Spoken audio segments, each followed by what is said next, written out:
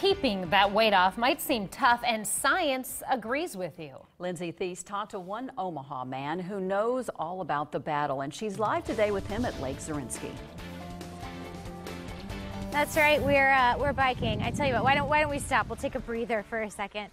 Lord knows that this helmet is here for a reason. I am here with Jim Clements. Jim, we followed your story a little bit, but for those folks who aren't familiar, you've been battling weight loss. What was your highest point in terms of how much you weighed on the scale? Well, at my highest, I was actually right about 500 pounds. Wow.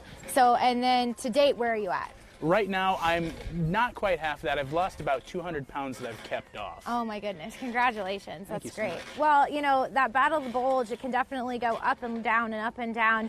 And, you know, Jim's story and the way that it relates to some studies that have come out recently is one that he hopes will give you hope. Take a look.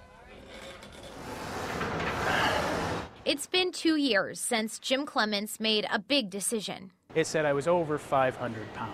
To lose weight. If you've ever needed a wake-up call in your life, that was it.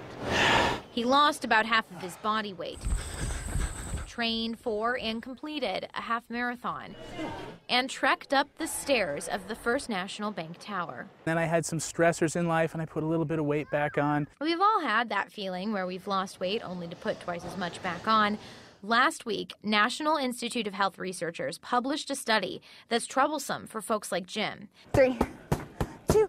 They looked at ex-Biggest Loser contestants. Everyone gained back weight post-series. The finding, the more successful you are at losing weight, the slower your metabolism will become and the hungrier you'll be.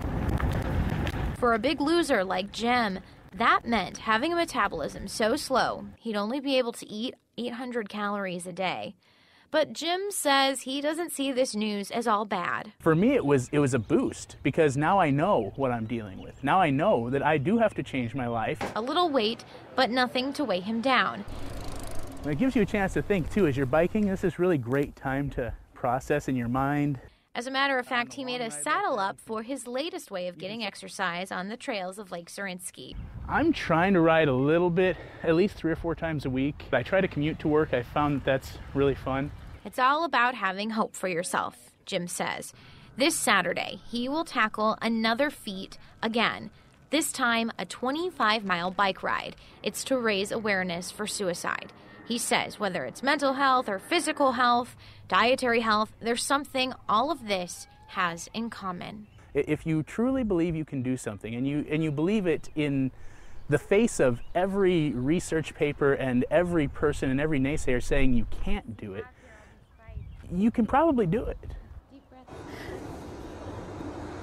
I love it. You can probably do it. This guy is one of the most positive people I think I have ever met. So that bike ride that we were talking about, the Tour of Hope is what it's called.